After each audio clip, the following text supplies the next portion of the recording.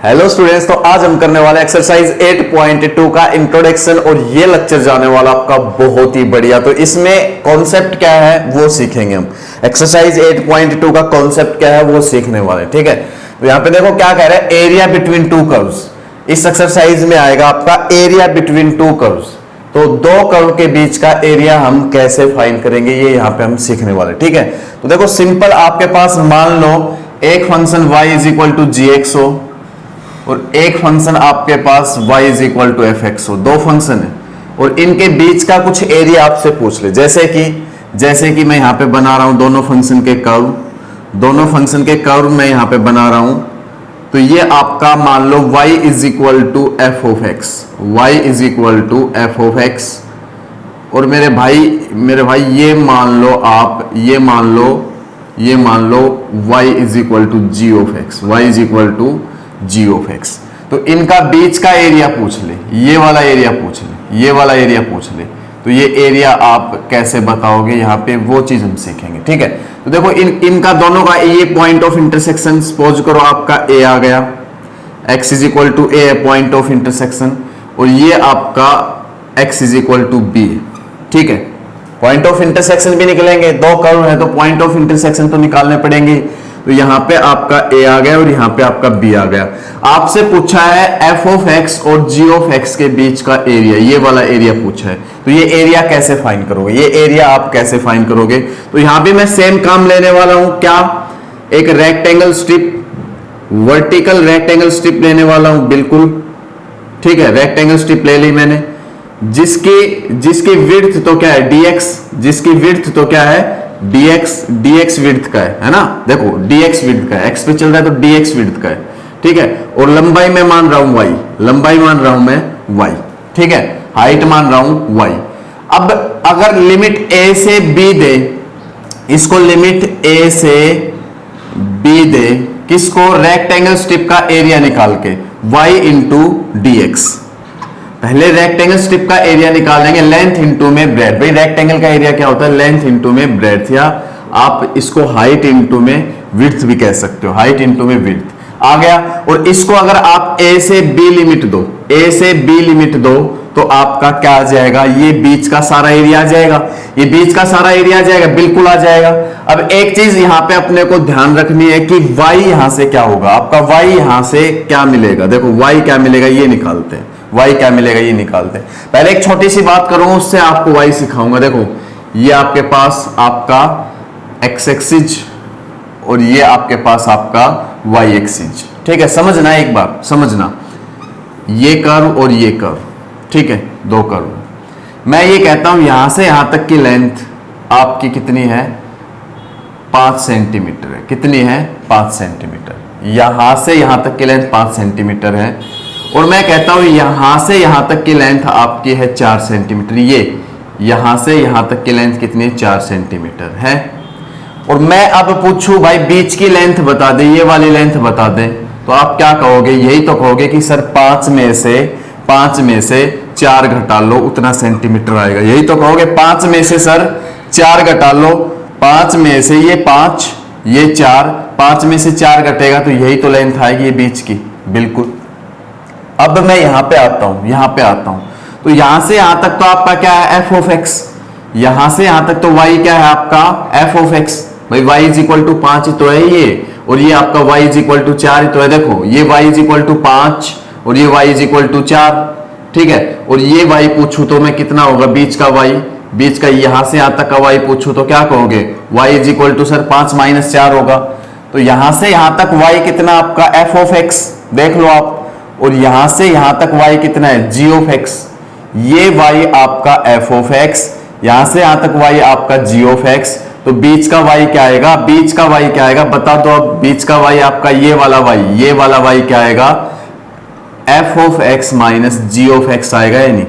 ये इसलिए मैंने पैरेलल में आपको चीज समझाई, f of x minus g x आएगा या नहीं। तो यहां पे रख लेंगे क्या, हम यहां पे रख लेंगे क्या, y की जगह a से b limit f of x minus में g ऑफ x साथ में dx। तो आपका ये एरिया आ गया, एरिया a b c, यहां पे और लिख लो, एरिया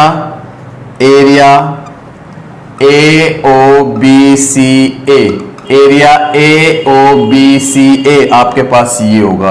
बहुत अच्छे से कॉन्सेप्ट क्लियर कर दिया, इसको ध्यान से समझेंगे और यही क्वेश्चन में काफी सारे जगह यूज होगा। बहुत आपका ये अगली एक्सरसाइज में हर जगह ये कॉन्सेप्ट यूज होने वाला है, हर जगह ये कॉन्सेप्ट यूज होने वाला है। इसका एक और तरीका है, वो और बताता हूं। ये तरीका समझ में आया होगा, एक और तरीका है वो और बताता हूं, और उसके बाद एक एग्जाम्पल भी करके देख लेंगे ताकि हमें ये पता चले क्या सचमुच हम ये कॉन्सेप्ट सही सीख रहे हैं।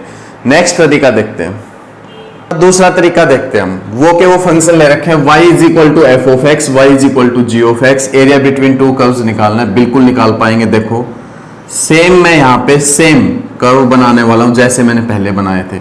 y is equal to f of x आपका ये y is equal to f of x, और ऐसे मैंने बनाया था y is equal to g of x, ये आपका y is equal to g of x. आपको इनके बीच का एरिया निकालना है, बिल्कुल निकाल पाओगे। ये आपका x एक्सिस, ये आपका y एक्सिस, और पॉइंट ऑफ इंटरसेक्शन मान लो यहां से आपको x is equal to a मिला और यहां से आपको x is equal to b मिला। ठीक है, तो समझना इसको ध्यान से समझना इसको। मैं यहां पे नेम डिनोट कर रहा हूं क्या क्या। देखो ये A B C D E M, समझना आप एक बार ध्यान से समझोगे इसको। देखो अगर मैं ऐसा करूं, मेरे को एरिया कौन सा चाहिए पहले तो ये बताओ। मेरे को चाहिए area B C D M B, B C D M B, ये एरिया चाहिए प्यारे बच्चों, ये एरिया चाहिए। ठीक है, ये एरिया चाहिए। तो मैं क्या यूं कह सकता हूं, area A B C D E A, इस एरिया में से समझना, इस एरिया में से अगर मैं ये नीचे वाला एरिया घटा दूं तो ऊपर का एरिया ही तो बचेगा। इस एरिया में से, फिर से सुन लो, इस एरिया में से मैं ये एरिया नीचे का एरिया ये घटा दूं तो ऊपर का एरिया बचेगा, बिल्कुल बचेगा। तो आप क्या लिखोगे, area A B C D E A, A B C D E A, area A B C D E A minus area A B M D, A B M D E A, समझ में आया, A B M D E A. तो आपके पास कौन सा area बचा, यही बचा, यही एरिया आएगा। अब area A B C D E A, पिछली एक्सरसाइज में सीख क्या थे निकालना, ए बी सी डी ई ए क्या होगा, लेंथ तो y, ठीक है, लेंथ तो y, और विड्थ क्या आएगी आपकी dx, अच्छे से पता है।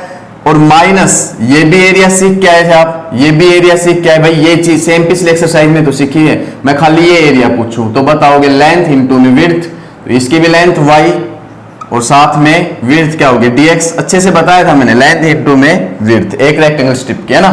तो सिंपल ये चीज हमने सीखी थी। लिमिट इसके एरिया के लिए लिमिट क्या देनी पड़ेगी, a से b, बिल्कुल, और इसके एरिया के लिए भी लिमिट क्या देनी पड़ेगी, ये एरिया, इस एरिया को निकालने के लिए भी लिमिट क्या देनी पड़ेगी, a से b।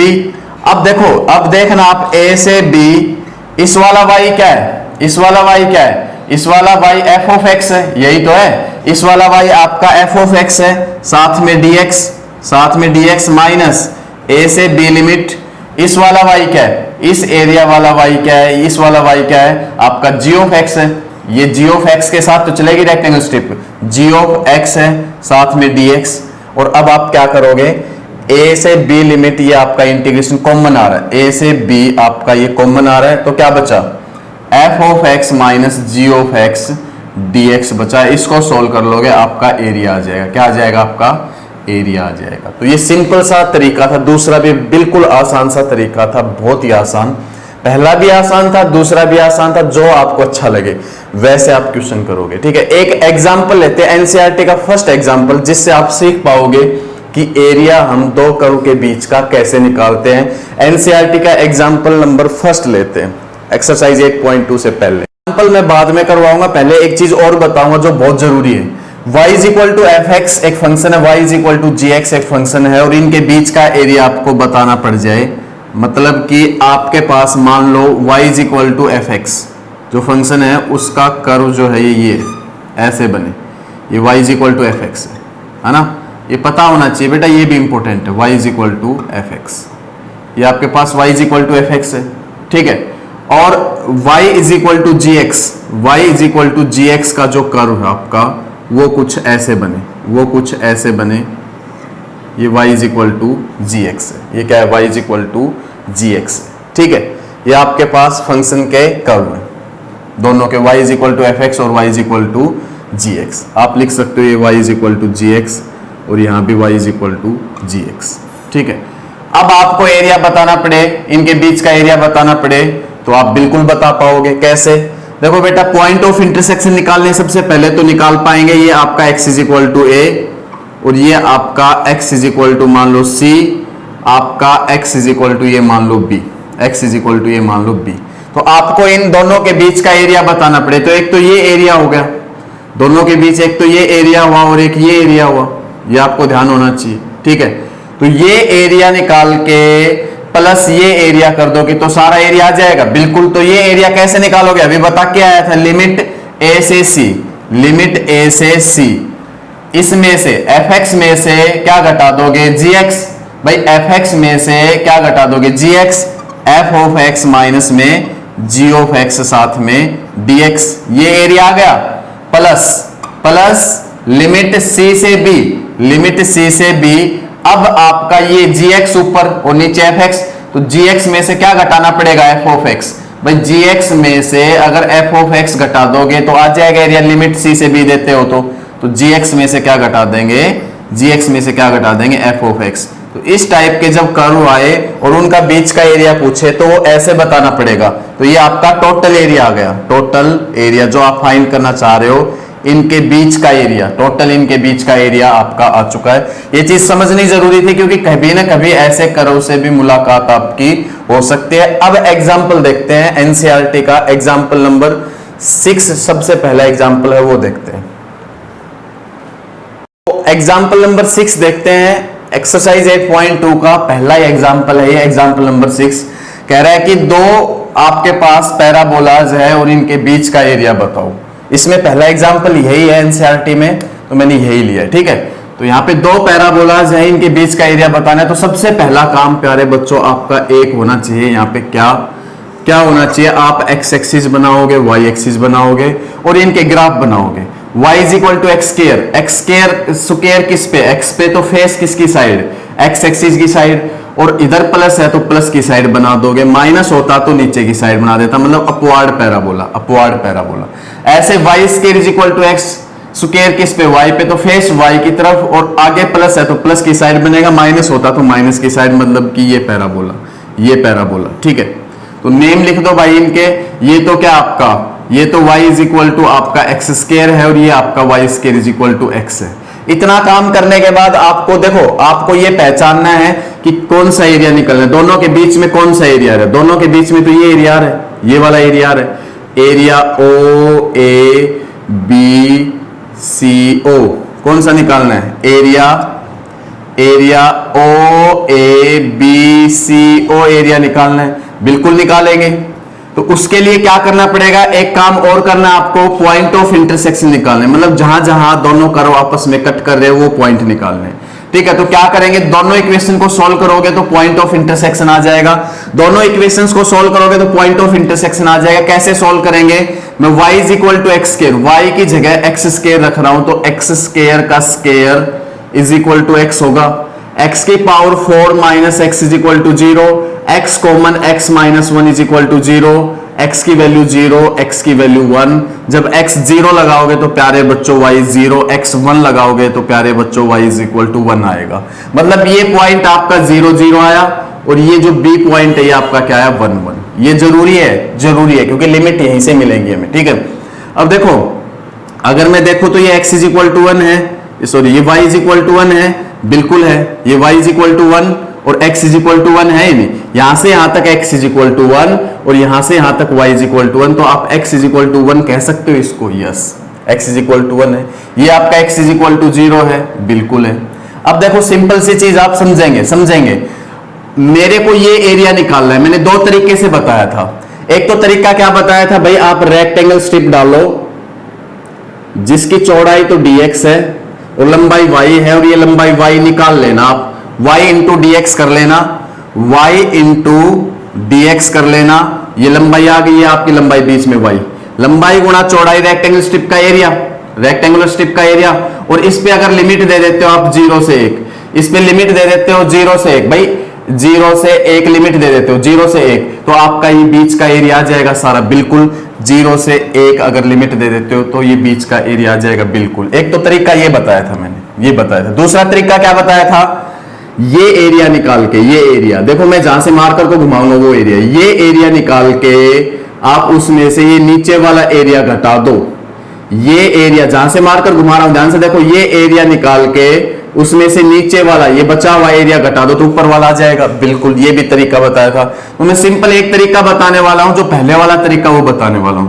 मैं y निकाल लूंगा, dx मेरे पास है, y निकाल लूंगा, लिमिट भी मेरे को मिल चुकी 0 से 1, आपका एरिया आ जाएगा दोनों पैराबोलाज के बीच का। y कैसे निकालेंगे खूब अच्छे से बताया था, अभी अभी खूब अच्छे से बताया था। मान लो यहां से यहां तक y इज इक्वल टू 5 है और नीचे यहां से यहां तक y इज इक्वल टू 4 है, तो मैं आपसे पूछूं जी बीच का y बता दो, ये वाला y बता दो, तो आप ये कहोगे sir y is equal to आपका तो 5 माइनस 4 करना पड़ेगा, इस सारे में से 4 घटाना पड़ेगा तो y इज इक्वल टू 1 आएगा। तो ऐसे ही देखो यहां से यहां तक तो y क्या हो गया आपका, यहां से यहां तक तो y क्या हो गया, देखो ये है, इससे y मिलेगा, y is equal to root x है या नहीं। और यहां से यहां तक आपका y क्या एक्स स्क्वायर, तो आपको क्या करना पड़ेगा, रूट एक्स में से क्या घटाना पड़ेगा, एक्स स्क्वायर, तो आपको y मिल जाएगा, ये बीच वाला y क्या होगा, रूट एक्स माइनस में एक्स स्क्वायर होगा या नहीं। लिख लो जी, लिख लो और जल्दी से आप अपना एरिया निकाल दो, बस लिख लिया y की जगह। अब सिंपल सा इंटीग्रेशन रह गया, रूट एक्स का इंटीग्रेशन सबको मालूम है, x की पावर 3/2 अपॉन में 3/2 तो 2/3 बनेगा, माइनस एक्स स्क्वायर का इंटीग्रेशन मालूम है x³ 3, और लिमिट आपकी कहां से कहां तक चल रही है, 0 से 1 तक चल रही है। आप 1/3 बाहर लेके आ सकते हो, बिल्कुल लेके आ सकते हो जी, बिल्कुल लेके आ सकते हो, तो 2x की पावर 3/2 माइनस x³ बचेगा, माइनस x³ 0 से 1 आपकी लिमिट रहेगी, ठीक है। 1/3 आप बाहर ले आए, अपर लिमिट लगाओ फिर लोअर लिमिट लगाओ, अपर लिमिट लगाओ पहले 1/3, अपर लिमिट लगाओगे तो देखो 2 इंटू 1 की पावर 3/2 1 तो रहेगा, 2 इंटू 1 2, यहां पे अपर लिमिट लगाओ 1 का क्यूब 1, अपर लिमिट लग चुकी, माइनस लोअर लिमिट लगा दो 0, ये भी 0, सारा 0 बन गया, तो 2 में से 1 गया तो 1, 1/3 इंटू में, तो 1/3 इंटू 1, 1/3 स्क्वायर यूनिट्स, ये आपका क्या है आंसर है, ये आपका क्या है आंसर, दोनों पैराबोलाज के बीच का एरिया है। आई होप आपको अच्छा लगा होगा कॉन्सेप्ट समझ के। अगर वीडियो अच्छी लगी तो प्लीज वीडियो को लाइक जरूर करें और चैनल को सब्सक्राइब करें। अब आगे जब एक्सरसाइज करेंगे तो और भी सब चीजों को ध्यान से और डिटेल से सीखेंगे। Thank you very much, thank you very much.